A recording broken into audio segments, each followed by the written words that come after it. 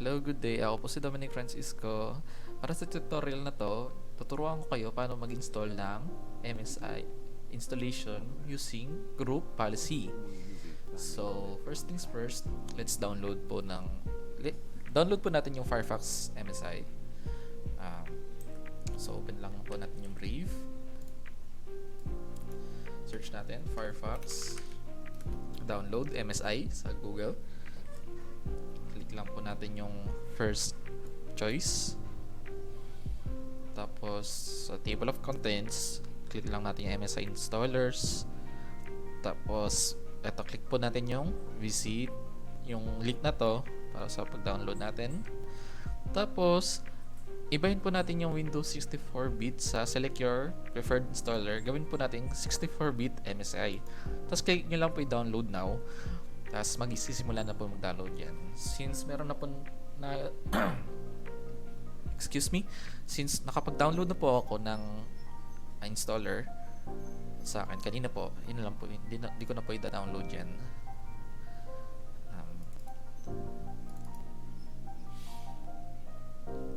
MSI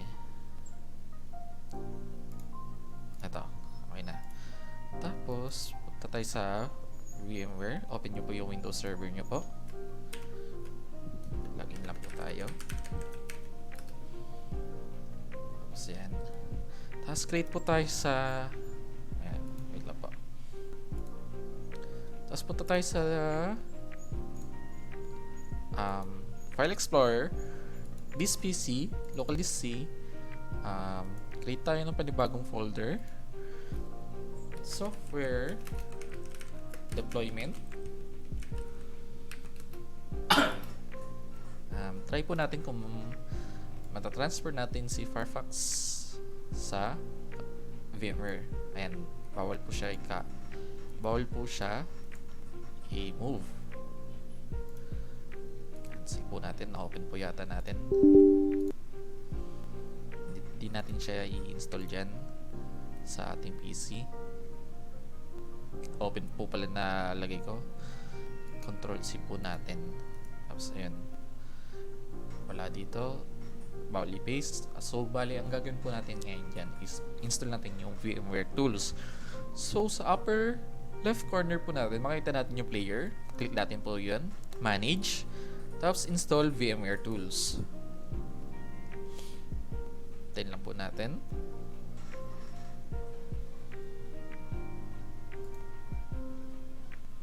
Ayan po, download na po yung VMware tools. Click po natin yan. Click natin yung run setup 64.exe. Tayin po natin.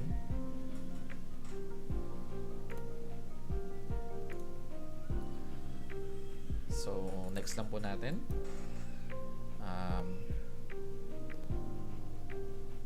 typical, yes, next po natin, and install. Then lang po natin siya.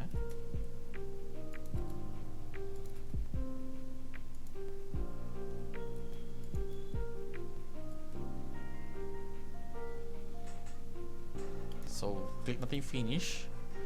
You must restart your system for the configuration. Yan, kailangan daw po natin i-restart. So yes lang po natin, restart.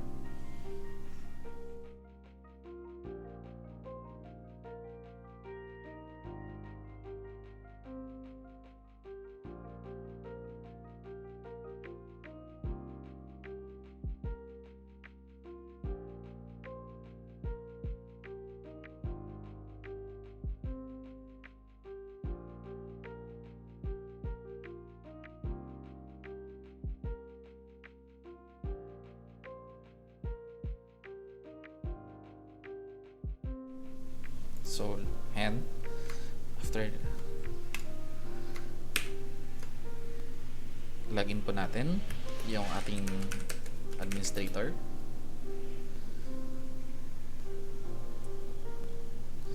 So, after nun, punta tayo ulit sa folder natin kanina.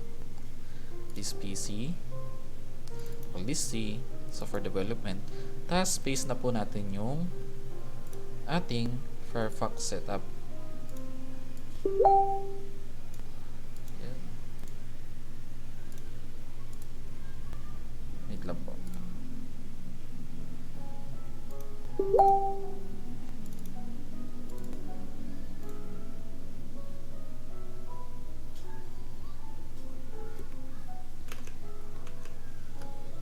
Wait.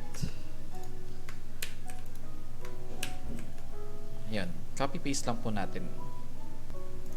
Hindi pala gumagana din. So, back po tayo. Software deployment, right click po natin yan. Properties, sharing, tas advanced sharing po. Tas click natin yung share this folder. Tas shared name, lagyan po natin ng $sign. Deployment. Tapos apply. That's okay. Tapos close.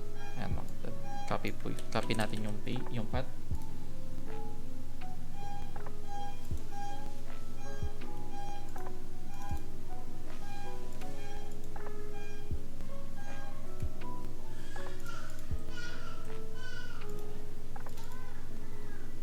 Copy po natin yung path. Tapos close natin yan. Tapos punta tayo sa server manager. Close natin to. Tapos tools, group policy management.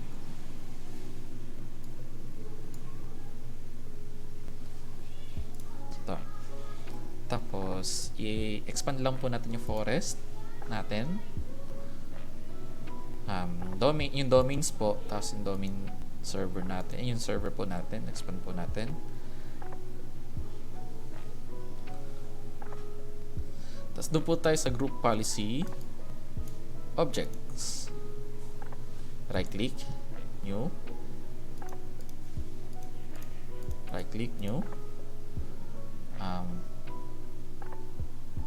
Firefox install. Okay. Tapos right click po natin yung Firefox install, tapos edit, tapos policies,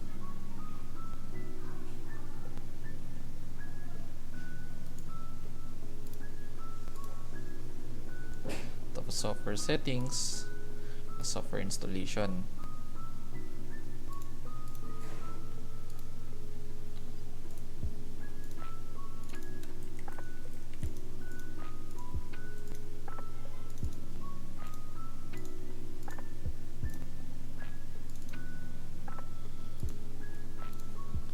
Software, right click po natin, tapos new package, paste natin yung path, tapos ito open po natin to, Firefox setup, tapos advanced, click natin yung advanced. Okay,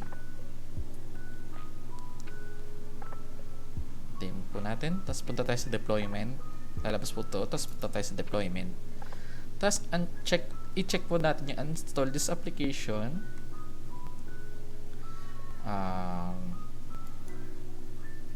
when it falls out of the scope of management. Tapos check natin yon. Okay, let's close natin to.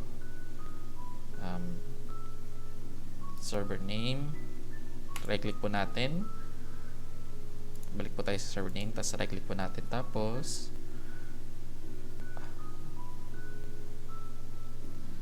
link an existing GPO, tapos select natin po yung Firefox install kanina, tapos okay, tapos close, tapos minimize po natin to, punta tayo sa CMD,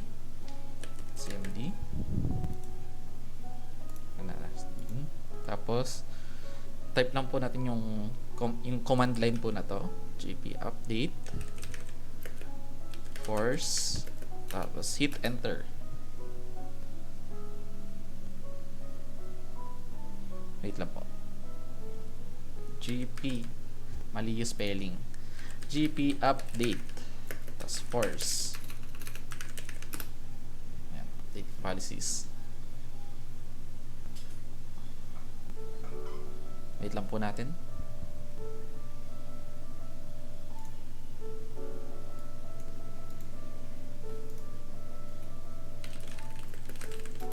So, Ayan, kailangan po natin restart.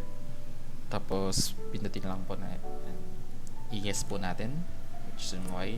Tapos, enter natin. Ayan, magre-restart po yan. Close natin yan. Wait lang po natin mag-restart. Close natin.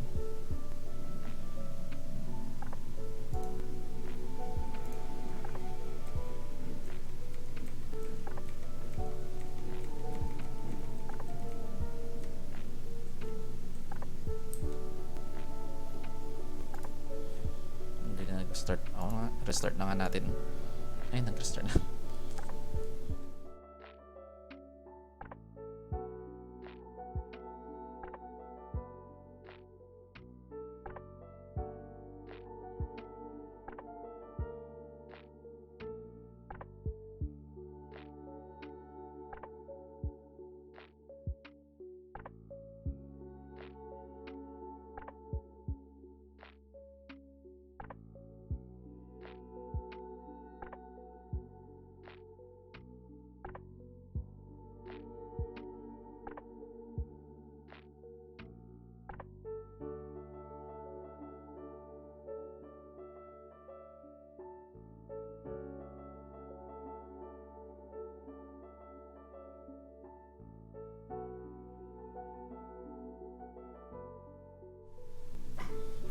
So yan, tapos na po ang start.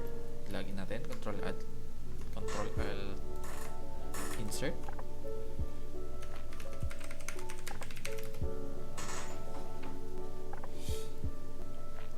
Ayan. Ayan pa, makita natin na naka-install na po yung Firefox. Check natin kung gumagana. Check natin kung gumagana yung Firefox. Ayan, nakita na po. Gumagana naman po.